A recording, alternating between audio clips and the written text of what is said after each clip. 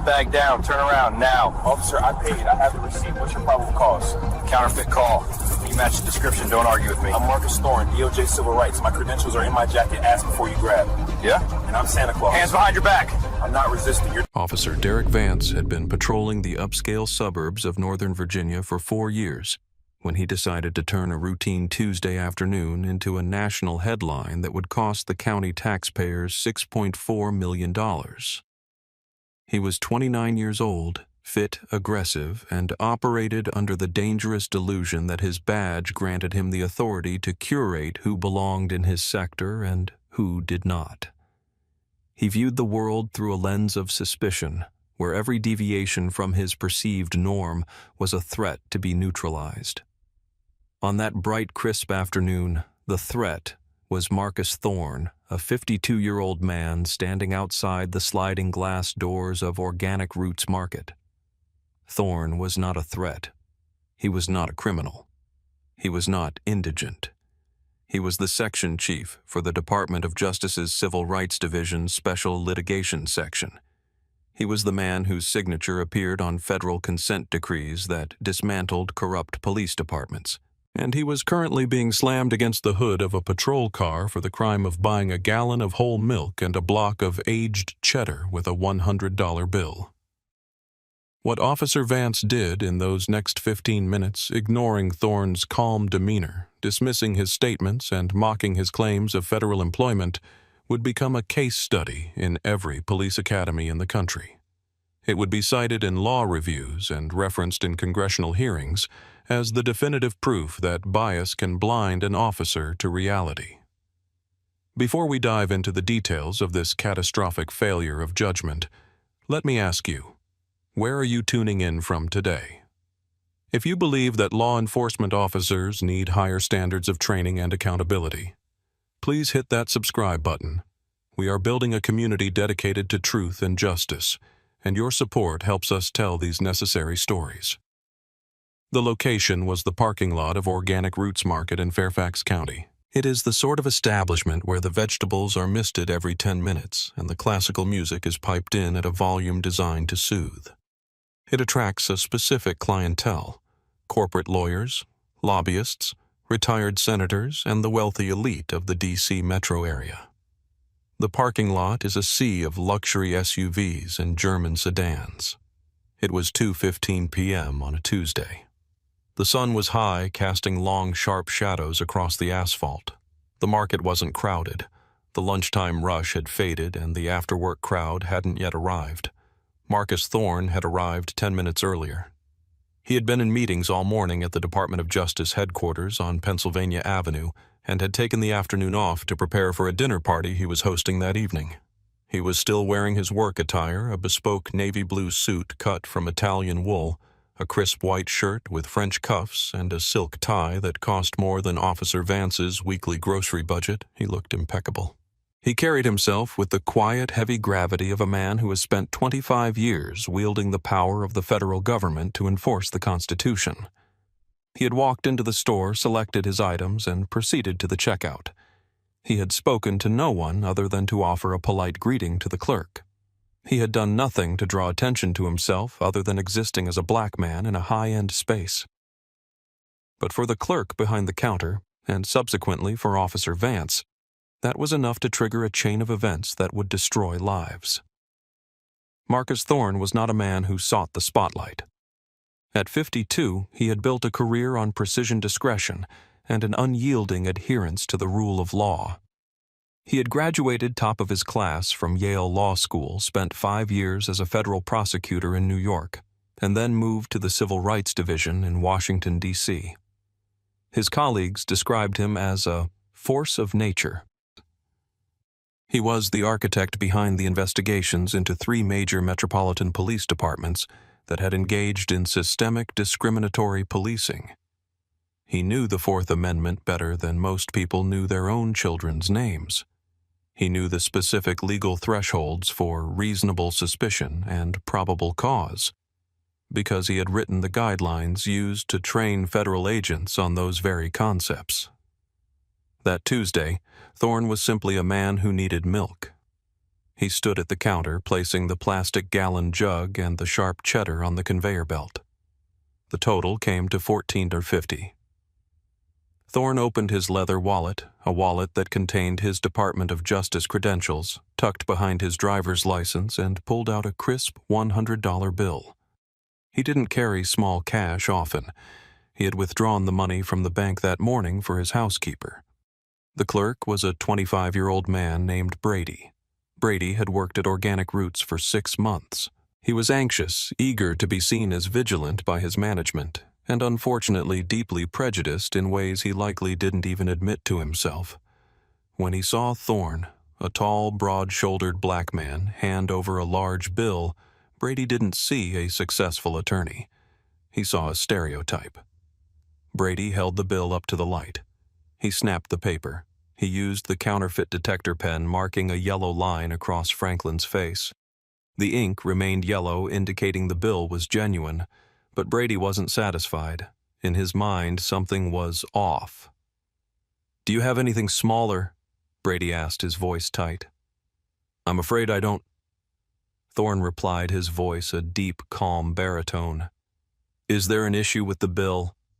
"It looks new," Brady said, fumbling for a reason to deny the transaction. "We've had a lot of fake bills passing through lately.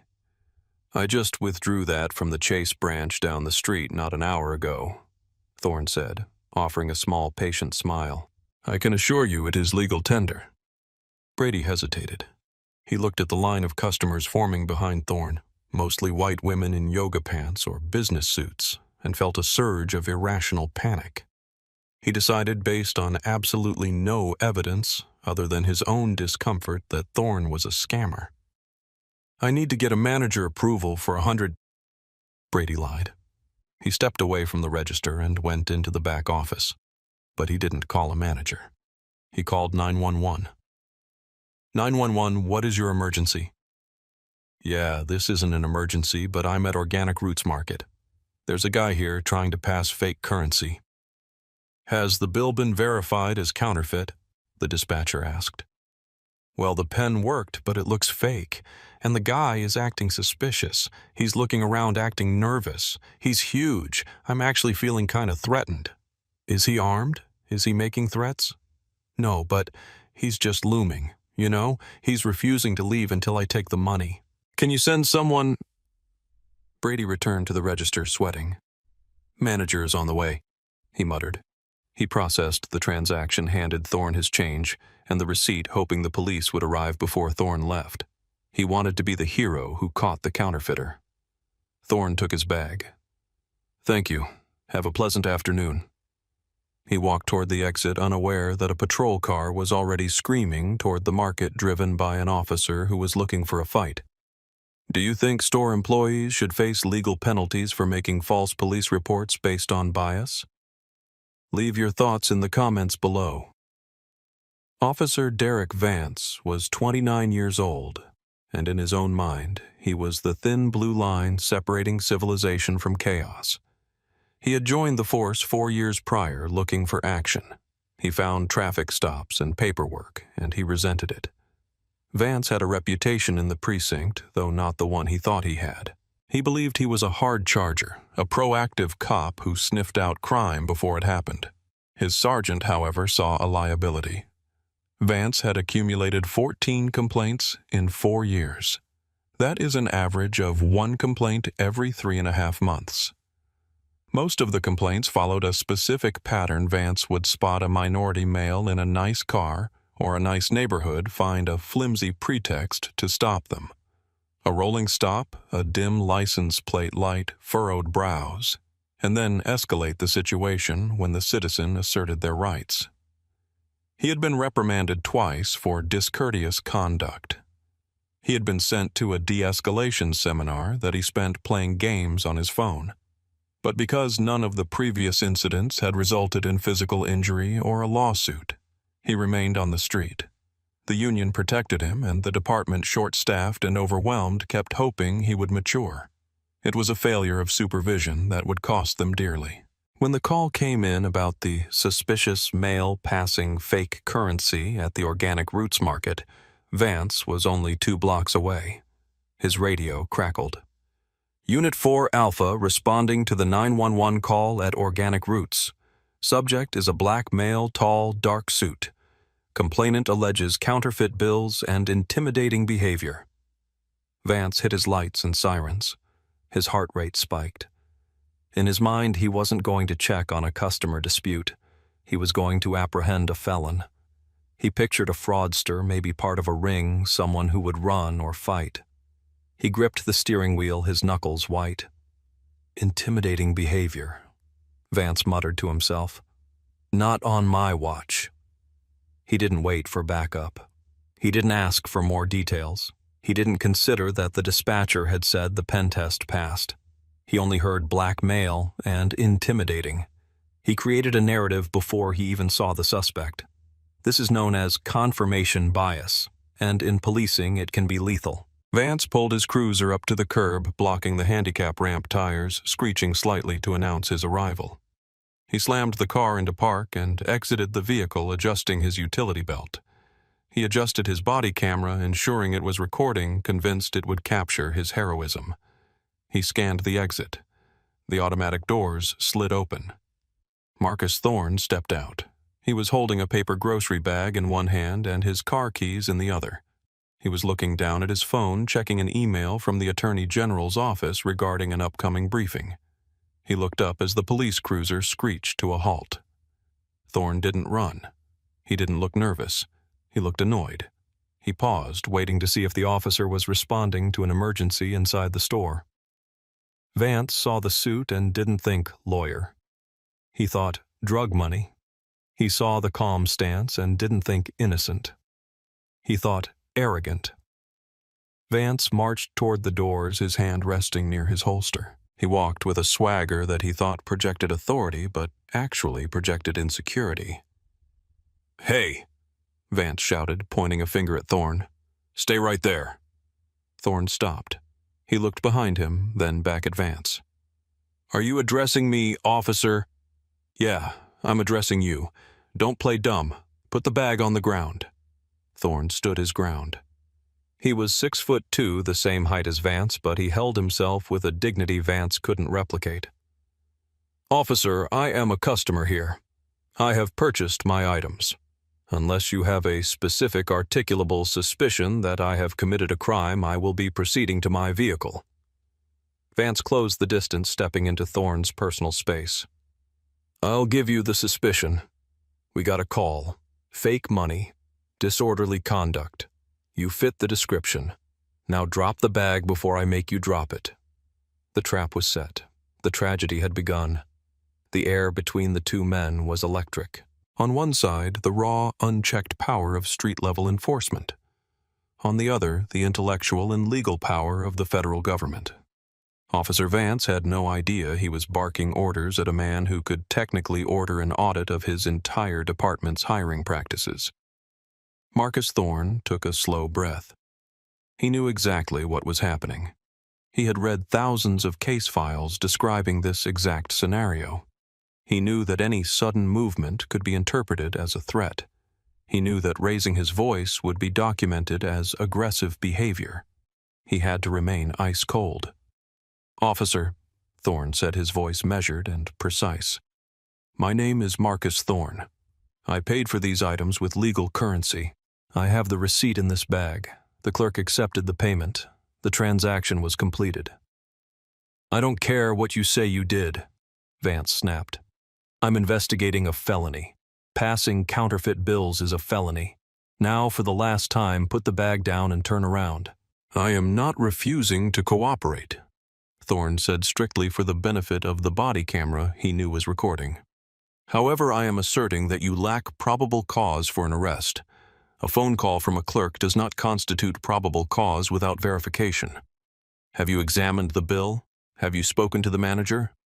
"I don't need to do that yet. I need to secure the suspect. That's you." Vance reached out and grabbed the grocery bag from Thorne's hand. The paper tore slightly. The milk jug shifted. "That is my property," Thorne said firmly. "You are seizing it without a warrant." "I'm seizing evidence." Vance retorted, throwing the bag onto the hood of his patrol car. "And now I'm detaining you. Turn around." Shoppers were stopping now. A woman loading her trunk 2 cars away paused. A young couple walking into the store stopped and pulled out their phones. The audience was assembling. Thorne did not turn around. "Officer, I am going to reach into my inner suit pocket to produce my identification. I am telling you this so you do not mistake the movement for a weapon." "I didn't tell you to get ID," Vance shouted, his face reddening. "I told you to turn around. You are resisting a lawful order." "I am identifying myself as a federal official," Thorne said, his eyes locking onto Vance's. "I advise you to let me show you my credentials." Vance laughed. It was a sharp, incredulous sound. "Federal official. Yeah, right. And I'm the King of England. I know a fake badge when I hear about one. You guys buy those online to get out of tickets." "Sir," Thorne said, his voice dropping an octave, becoming deadly serious, "I am a section chief for the United States Department of Justice.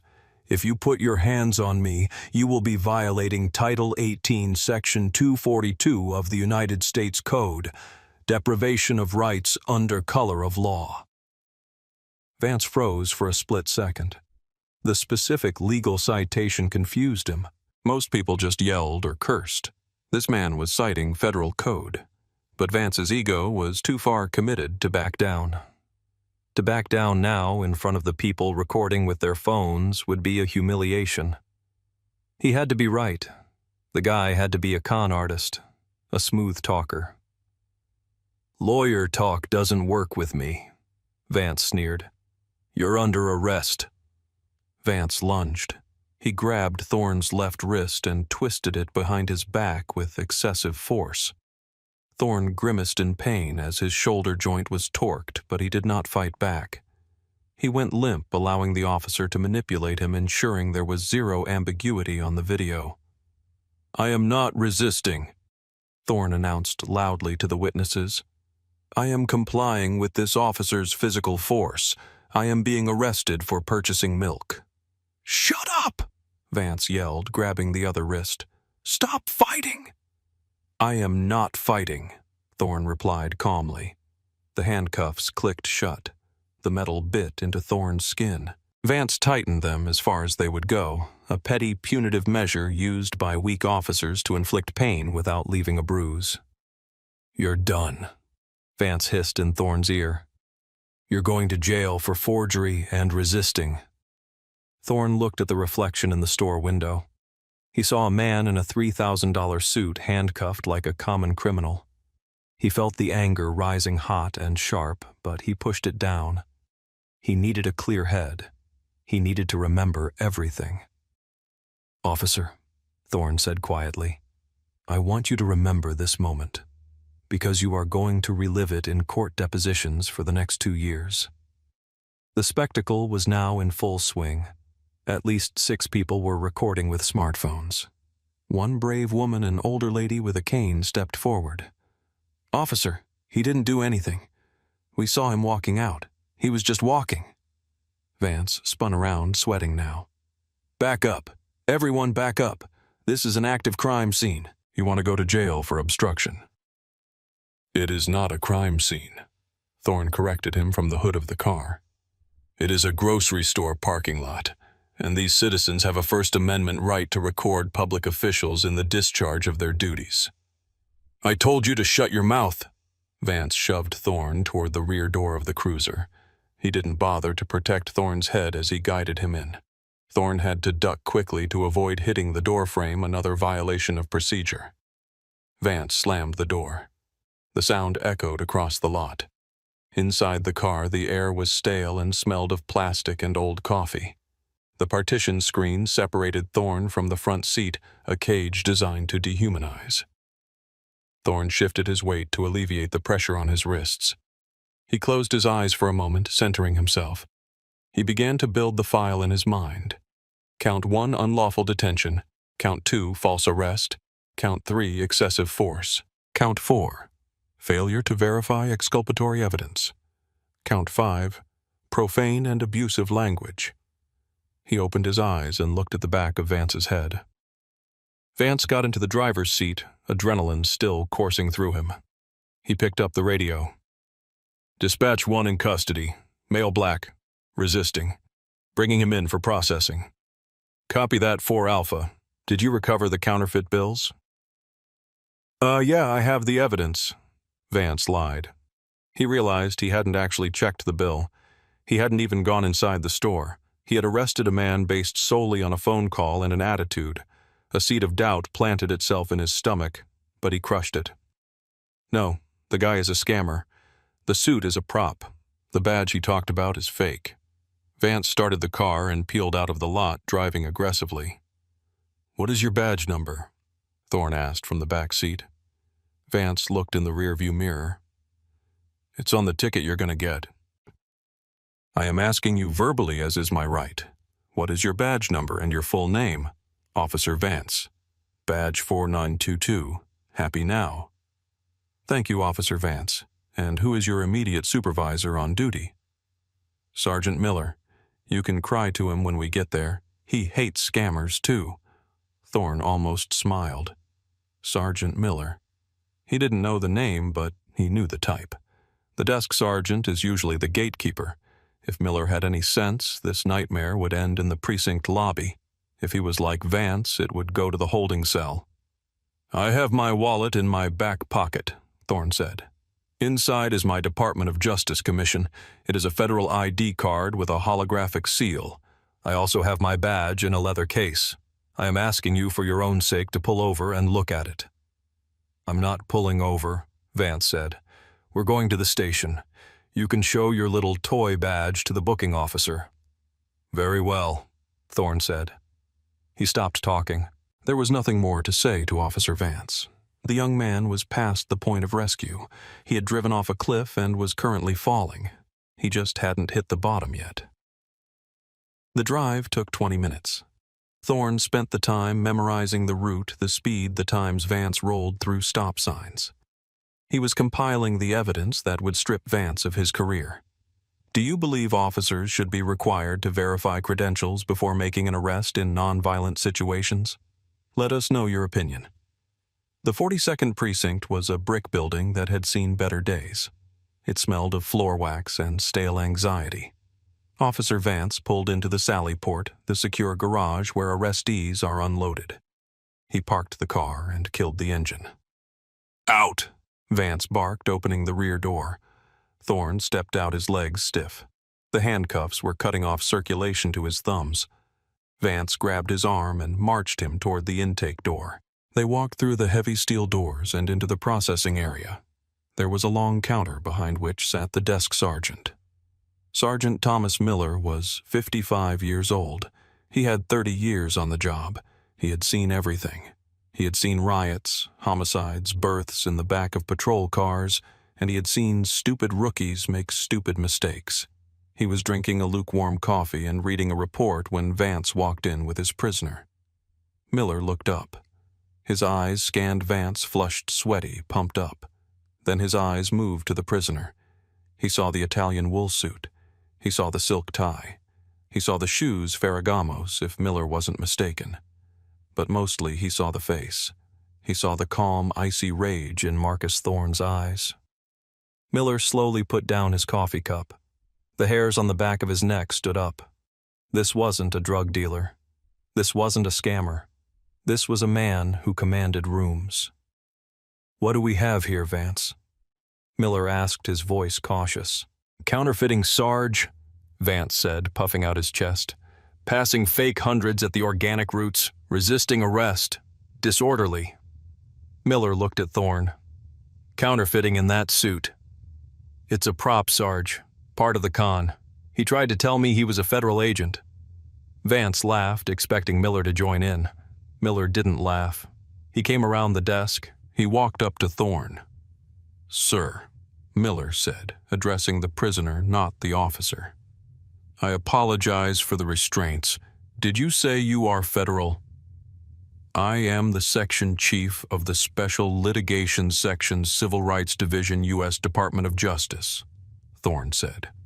Every word was a hammer blow. My credentials are in my back right pocket. My badge is in the left jacket pocket. Miller stopped breathing for a second. He looked at Vance. Did you verify this? He refused to show me ID until he was cuffed. He was reaching. I told him 3 times. Thorne interrupted. He told me my badge was a toy from the internet. Miller moved behind Thorne. I'm going to reach into your pocket, sir. You have my permission, Sergeant. Miller pulled out the black leather wallet. He opened it. There it was. The heavy cardstock, the gold foil, the holographic seal of the Department of Justice. Marcus Thorne, Section Chief. Miller felt the blood drain from his face. He knew exactly who this man was. He had read the memo about the DOJ's new task force on police accountability. This was the man running it. Miller closed the wallet. He turned to Vance. His expression was terrifyingly calm. Vance. Yeah, Sarge, fake right. Give me your keys. My car keys. The handcuff keys, you moron. Miller roared, the sound echoing off the concrete walls. Get these cuffs off him right now. Vance flinched. Sarge, he's a suspect. He is a high-ranking federal prosecutor and you just arrested him for buying cheese. Unlock him. Vance's hands shook as he fumbled for his key. He approached Thorne, who stood like a statue. Vance unlocked the cuffs. Thorne brought his hands forward, rubbing his wrists.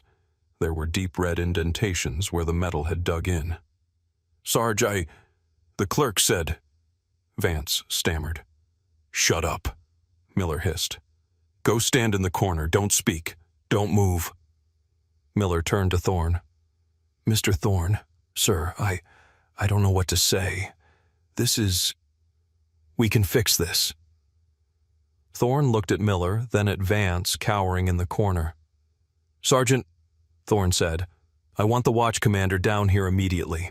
I want the body camera footage from this officer's camera uploaded and locked so it cannot be deleted. And I want to know why this officer is still employed despite the 14 complaints I intend to find in his file. Miller swallowed hard. Yes, sir. Right away, sir. The next 20 minutes in the 42nd Precinct were a study in organizational panic. Captain Reynolds, the precinct commander, arrived from his office upstairs in 3 minutes flat. He was buttoning his shirt, looking like a man marching to his own execution. Thorne had been given a chair, a bottle of water, and an ice pack for his wrists. He sat in the middle of the squad room, effectively holding court. Officer Vance had been stripped of his weapon and badge and was sitting in an interrogation room, effectively under arrest himself, though the paperwork hadn't been started yet. Captain Reynolds approached Thorne. Mr. Thorne, I am Captain Reynolds. On behalf of the department. Thorne held up a hand. Captain, save the apology for the press conference. Right now, we have work to do.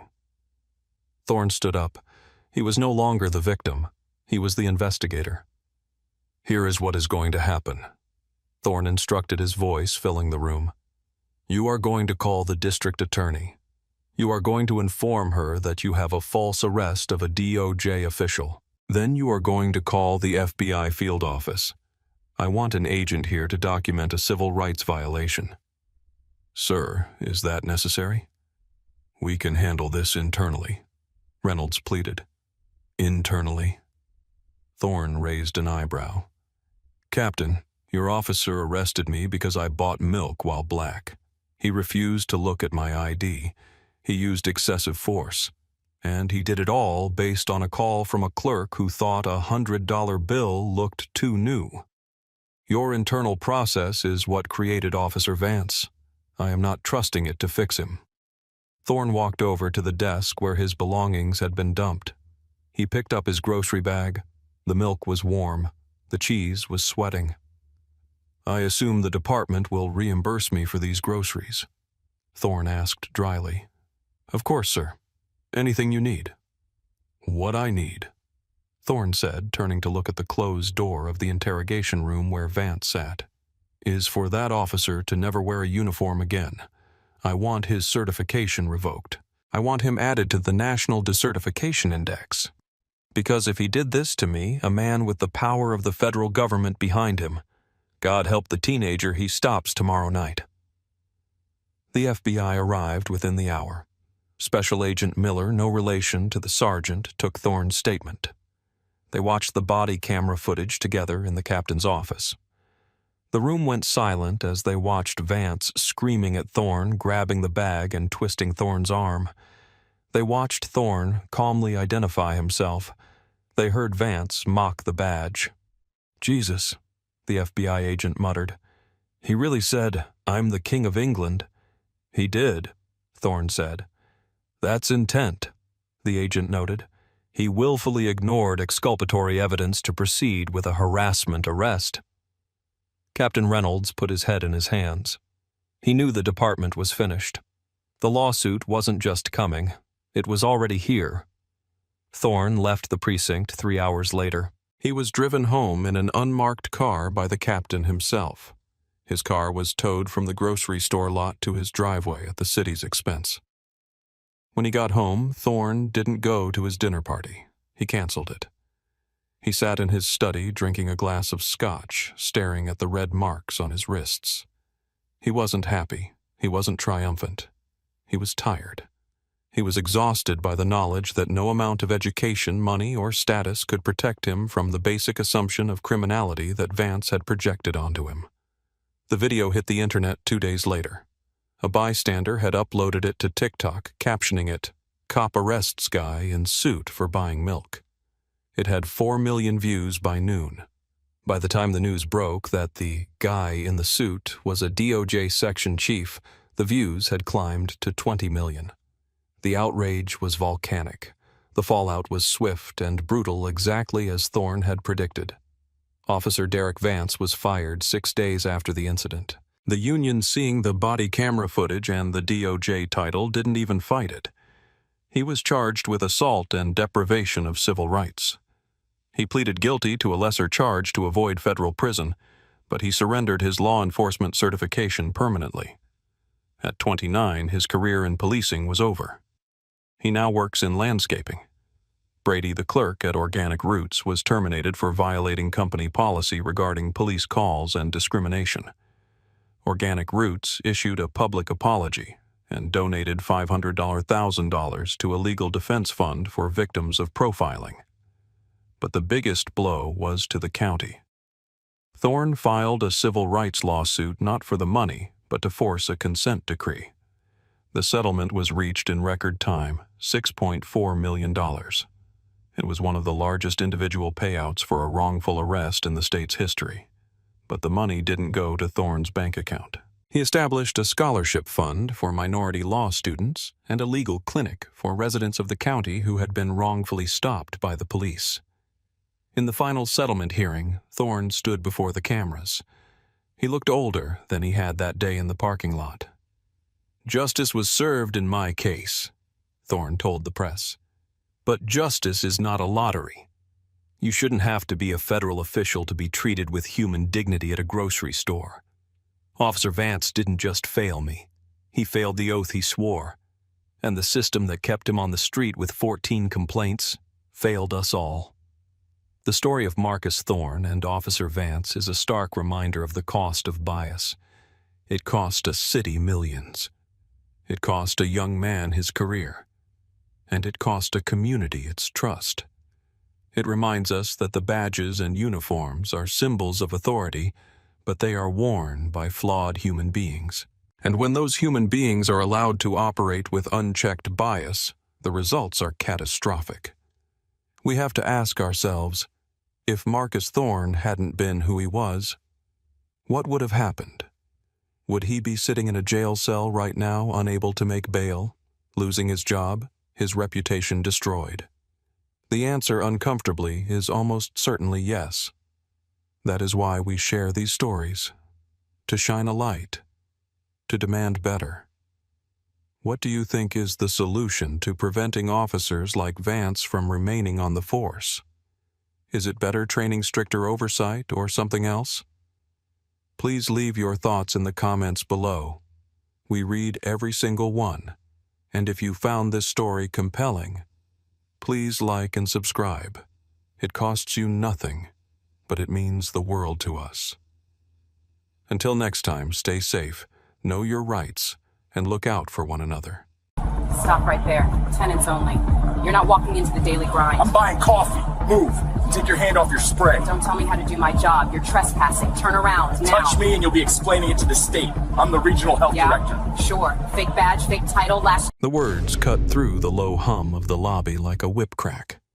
It was 10:15 in the morning on a Tuesday, the kind of gray, overcast day that makes the warmth of a coffee shop feel like a necessity rather than a luxury. Brody Miller stood with his legs spread wide, arms crossed over his chest, blocking the entrance to The Daily Grind, an upscale espresso bar nestled in the lobby of the Centurion Plaza. The plaza was a gleaming tower of glass and steel in the financial district, the kind of place where the rent for a single office suite cost more than most people earned in a decade. Brody was 32 years old, though he carried himself with the swagger of a man who believed he was destined for a much higher station.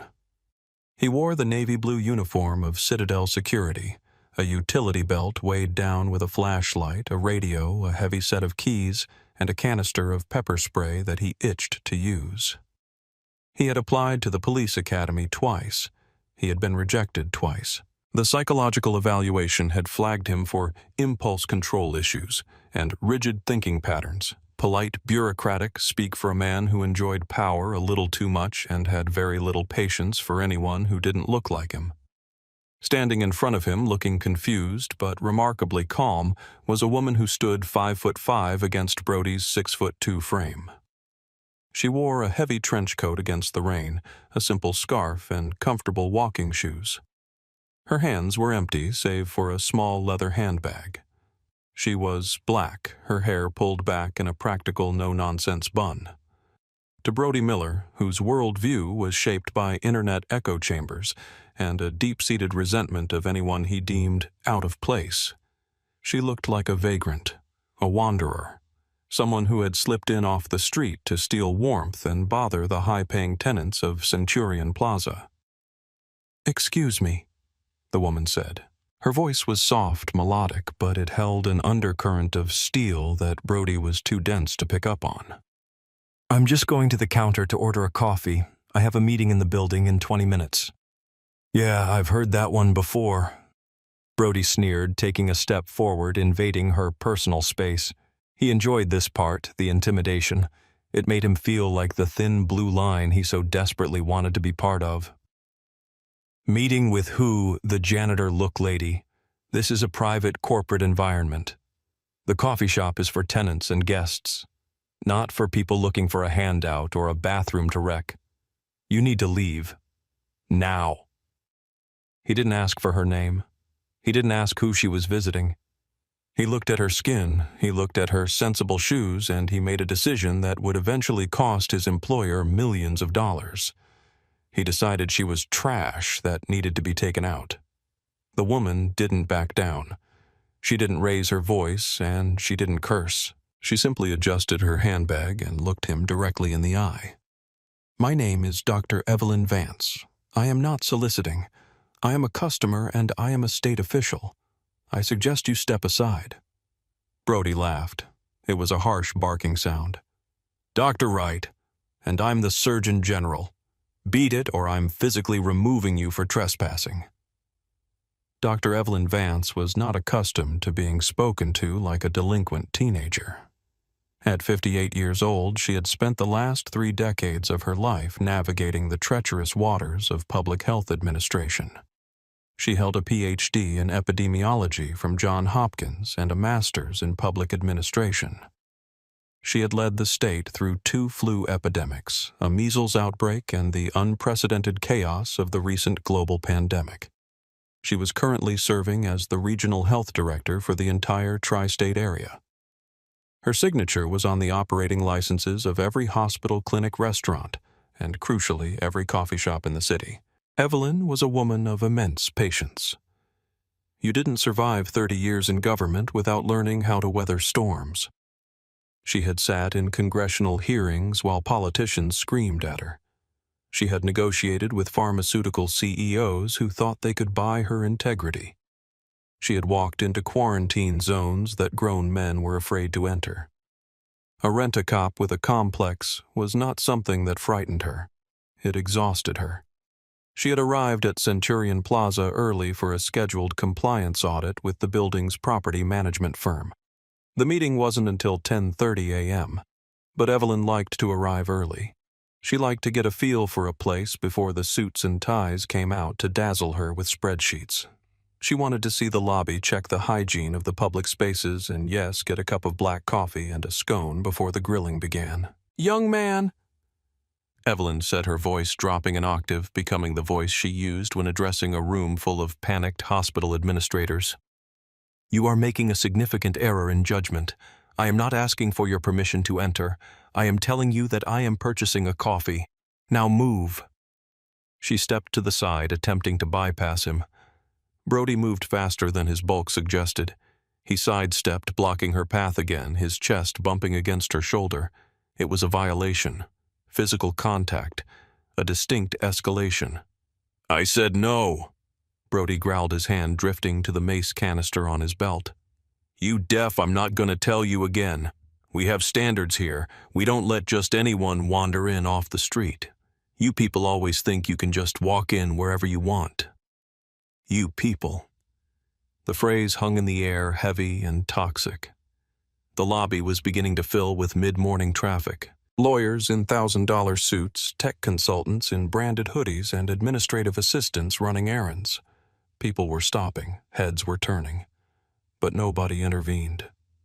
They saw a uniformed guard confronting a black woman in a trench coat, and they made the same calculation Brody had. She must have done something wrong.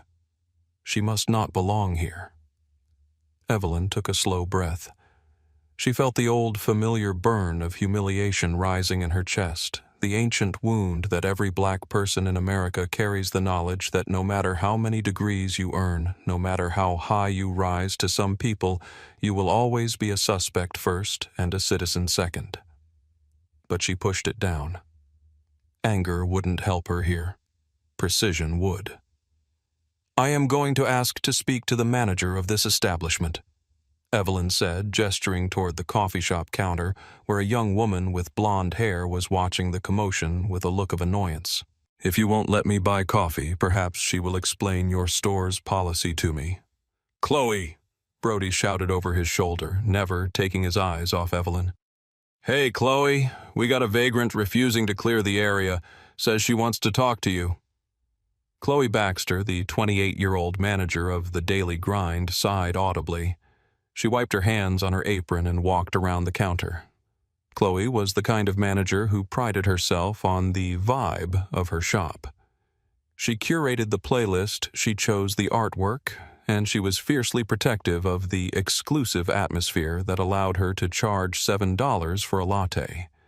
She wanted her customers to feel safe, comfortable, and elite. She looked at Evelyn.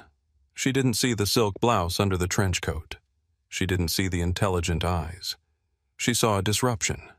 She saw a black woman standing where she didn't think a black woman should be standing unless she was emptying the trash cans. "What's the problem here?" Chloe asked, crossing her arms. She stood next to Brody, presenting a united front of exclusion. "I'm trying to order a coffee," Evelyn said, her tone level. "This guard physically blocked me and used a racial slur. I would like to order my drink, and I would like his name." Chloe looked at Brody, then back at Evelyn. She let out a short, derisive laugh. "Brody is doing his job. We have a right to refuse service to anyone, and honestly, you're disturbing our customers. Look at them." She gestured vaguely at the cafe where people were indeed staring, not because Evelyn was loud, but because Brody was shouting. "You're making people uncomfortable. This isn't a public park. You can't just hang out here." "I am not hanging out," Evelyn said, her patience fraying by the thread. "I am a customer. I have money. I have business in this building. Are you refusing to serve me because of my race? Because I need you to be very clear about that right now." "Oh my God, don't pull the race card," Chloe groaned, rolling her eyes. "It's so exhausted. I'm refusing you because you're loud, you're aggressive, and you're trespassing. We don't have public restrooms and we don't have free handouts. There's a convenience store 3 blocks down. Go there. They're more your speed. The insult was precise and calculated. More your speed. It was a way of saying low class without using the words. Evelyn stared at the young woman. She thought about the health inspection file currently sitting on the secure server in her office, the one that gave her the power to suspend operations for any establishment that failed to meet state standards regarding hygiene, safety, and equitable access. "I'm going to give you one chance to correct this," Evelyn said. "I'm going to show you my identification. It will explain who I am and why I am here. If you look at it and you still refuse me service, I will leave. But I warn you the consequences will be severe." "We don't need to see your fake ID," Brody interrupted, stepping closer, his hand now gripping the pepper spray canister. "We know who you are. You're leaving. Now." "Show him the badge if it makes you feel better," Chloe said dismissively, turning back to the counter. "But then you leave. I'm calling the police if you're not gone in 2 minutes." Evelyn reached into her bag. She moved slowly, telegraphing her actions so that the jumpy, aggressive guard wouldn't have an excuse to assault her. She withdrew a leather wallet, the kind used by law enforcement and high-ranking government officials. It bore the gold-embossed seal of the State Department of Health. She flipped it open.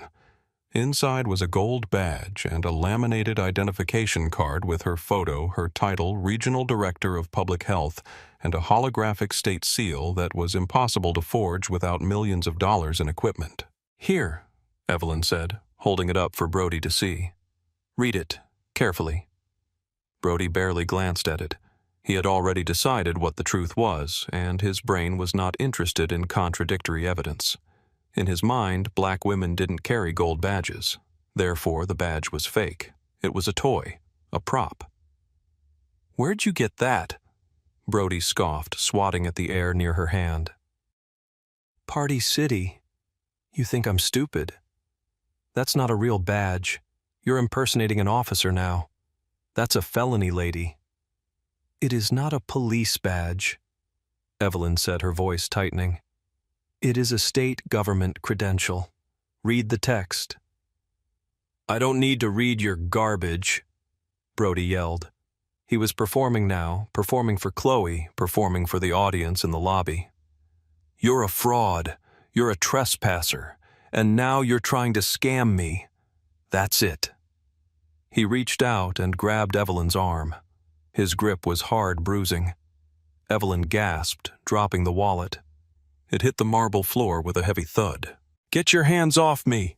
Evelyn shouted the command echoing off the high ceilings.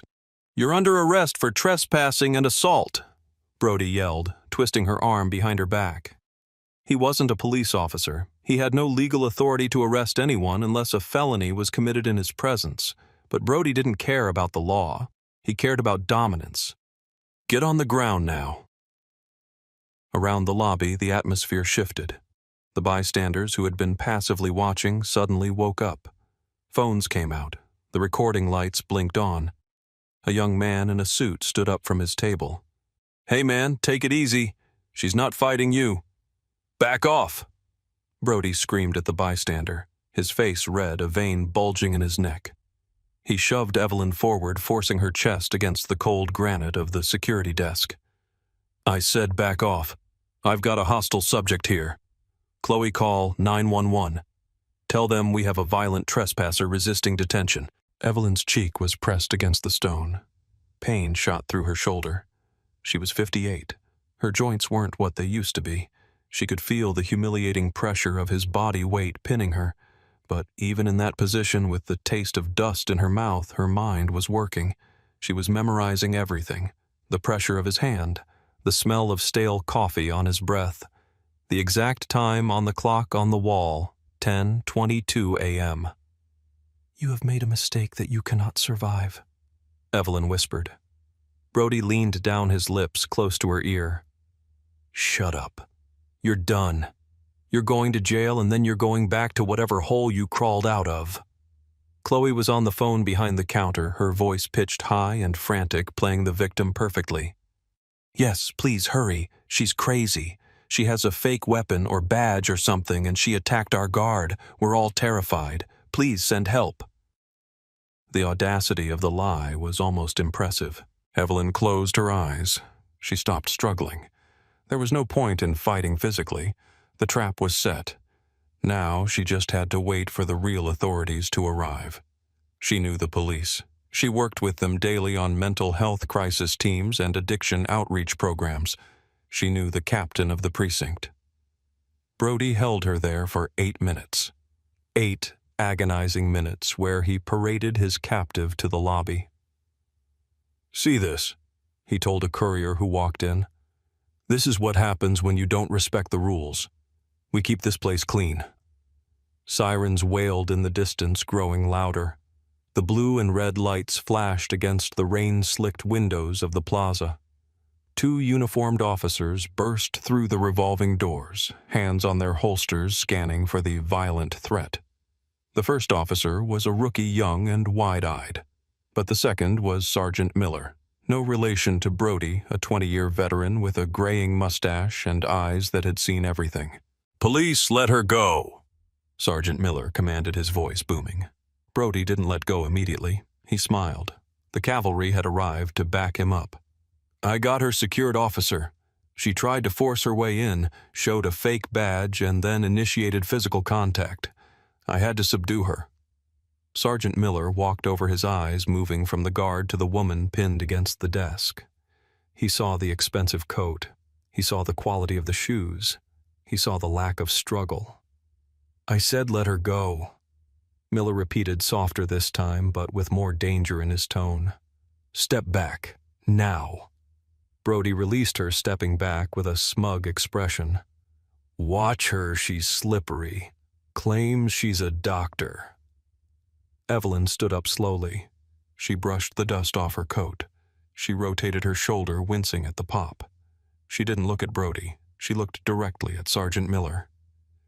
"Officer," Evelyn said, her voice regaining its composure, "my credentials are on the floor. I would like you to pick them up and verify them immediately." Brody snorted. "Don't waste your time, Sarge. It's a printout." Sergeant Miller looked at the woman. There was something familiar about her. The cadence of her speech. The authority.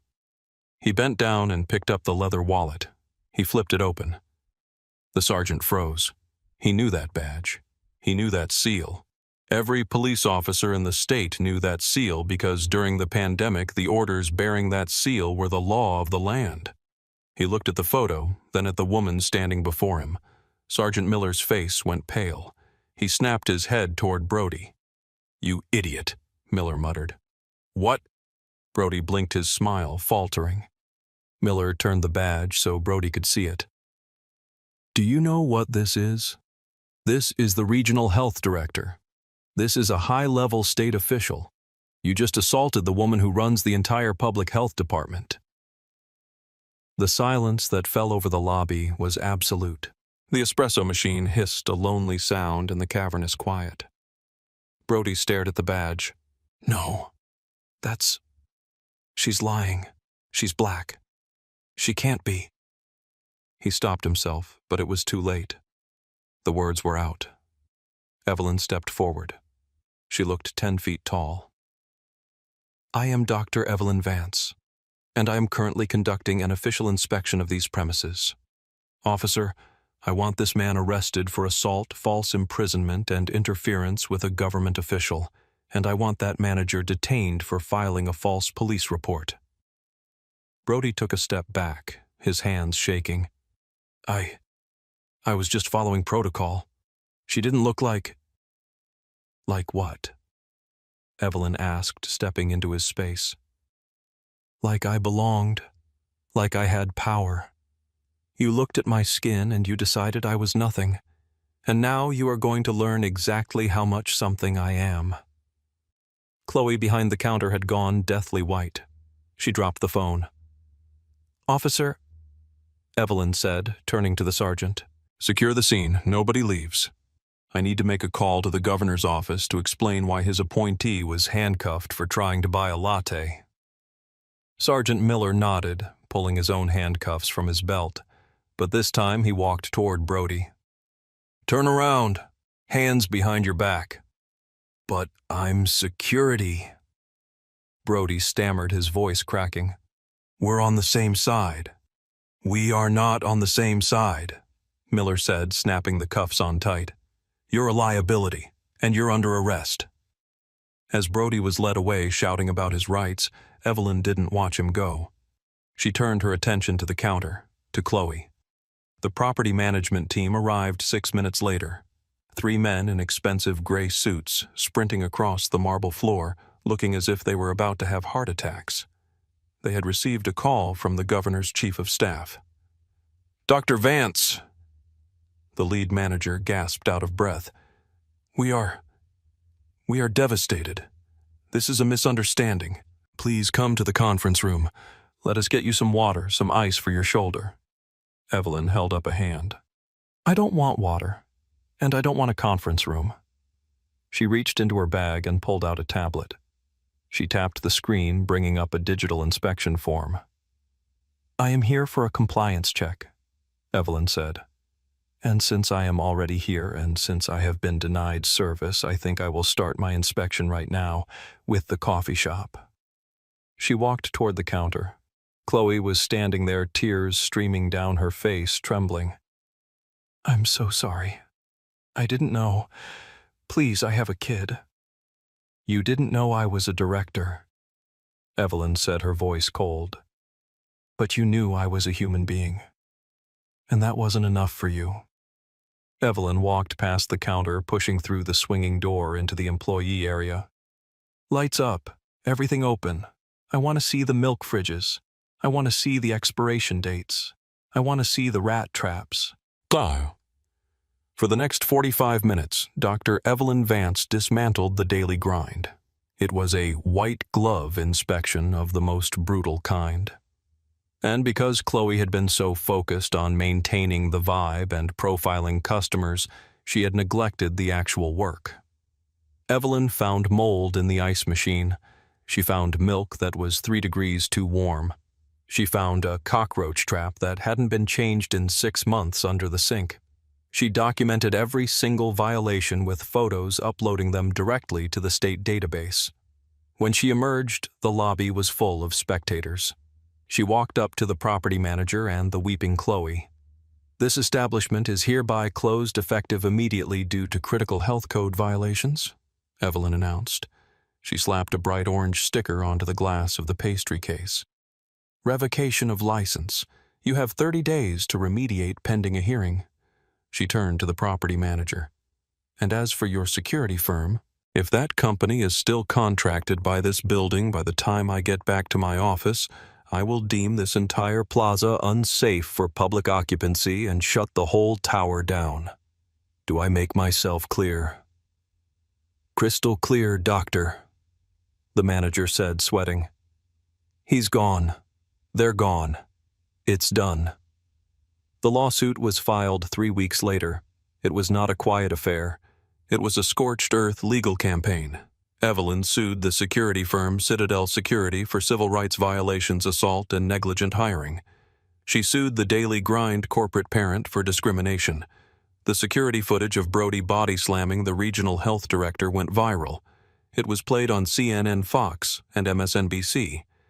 It became the defining image of the year, a black woman in professional attire being mauled by a rent-a-cop while a blonde manager cheered him on. The settlement came 10 months later. Citadel Security settled for $3.5 million. The Daily Grind paid $2.8 million. Brody Miller was permanently decertified from holding any security license in the country. He was currently serving 6 months in county jail for assault and filing a false report. Chloe Baxter was fired and blacklisted from the hospitality industry. She was last heard of working in a call center in another state. But the money didn't matter to Evelyn. She donated every cent of the $6.3 million to a scholarship fund for minority students entering public health and law. Dr. Evelyn Vance stood in her office looking out over the city. Her shoulder still ached when it rained. The physical pain was a reminder, a scar. She thought about how easily it could have gone the other way. If she hadn't been the director. If she had been a teacher or a nurse or just a grandmother getting coffee, she would have been arrested. She would have been charged. She would have been just another statistic in a system designed to crush her. The badge had saved her, but it shouldn't have been necessary. Her humanity should have been enough. That is the tragedy of it. We love the stories where the racist gets what they deserve, where the Karen gets fired, where the hero reveals their power. But we forget that for every Evelyn Vance, there are 1,000 women who are dragged out, handcuffed, and humiliated, and no one ever knows their names. Justice for one is not justice for all. It is just a start. Do you think businesses should face mandatory shutdowns for proven racial profiling incidents? Drop your answer below. And if you believe these stories help shine a light on the truth, please hit that subscribe button. Your support helps us keep telling the stories that matter.